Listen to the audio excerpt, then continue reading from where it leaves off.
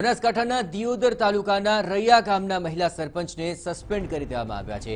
આ મહિલા સરપંચ અવલ પરમારને સરકારી તિજોરીને આર્થિક નુકસાન પહોંચાડવા બદલ જિલ્લા વિકાસ અધિકારીએ તેમને સસ્પેન્ડ કરી દીધા।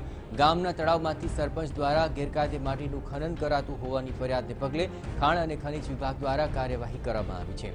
આ સમગ્ર મામલે અત્યારે જે વિગતો મળી રહી છે તે પ્રમાણે આખરે સરકારી તિજોરીને તેમણે ભારે નુકસાન પહોંચાડ્યું હતું અને તેને લઈને આ કાર્યવાહી થઈ। વધુ વિગતે વાત કરી રહ્યા છે ટીવી સંવાદદાતા જોડાઈ રહ્યા છે કુલદીપ પરમાર। કુલદીપ, કઈ પ્રકારની આ કાર્યવાહી છે અને કાર્યવાહીની અંદર હાલ શું વિગતો મળી રહી છે?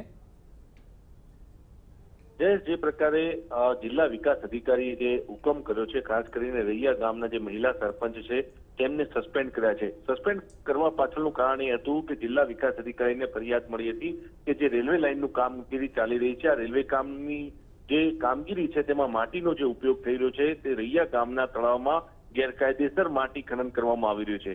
આ સમગ્ર મામલે ખાણ ખનિજ વિભાગને સાથે રાખીને જિલ્લા વિકાસ અધિકારીએ તપાસ કરાવી હતી। આ તપાસમાં ફલિત થયું હતું કે જે માટી છે તેના લાખો રૂપિયાની કિંમત છે અને સરકારને સ્થાનિક સરપંચ એટલે કે જે પદાધિકારી છે તેના દ્વારા કોઈ પણ પ્રકારના એક્શન ન લઈ અને તેમને નુકસાન પહોંચાડવામાં આવ્યું છે। આ સમગ્ર મામલે તપાસ થતા આખરે જિલ્લા વિકાસ અધિકારીએ રૈયા ગામના જે મહિલા સરપંચ છે તેમને સસ્પેન્ડ કર્યા છે। ચોક્કસથી કહી શકાય કે અનેક ગામોમાં આ પ્રકારે માટીનું ખનન જ્યારે જરૂરિયાત હોય ત્યારે થતું હોય છે, પરંતુ આ દાખલો બેસે તે માટે જિલ્લા વિકાસ અધિકારીએ કાર્યવાહી કરી છે ને રૈયા ગામના જે મહિલા સરપંચ છે તેને સસ્પેન્ડ કરતા જે જિલ્લાના સરપંચો છે તેમાં ફફડાટ વ્યાપ્યો છે। આભાર કુલદીપ।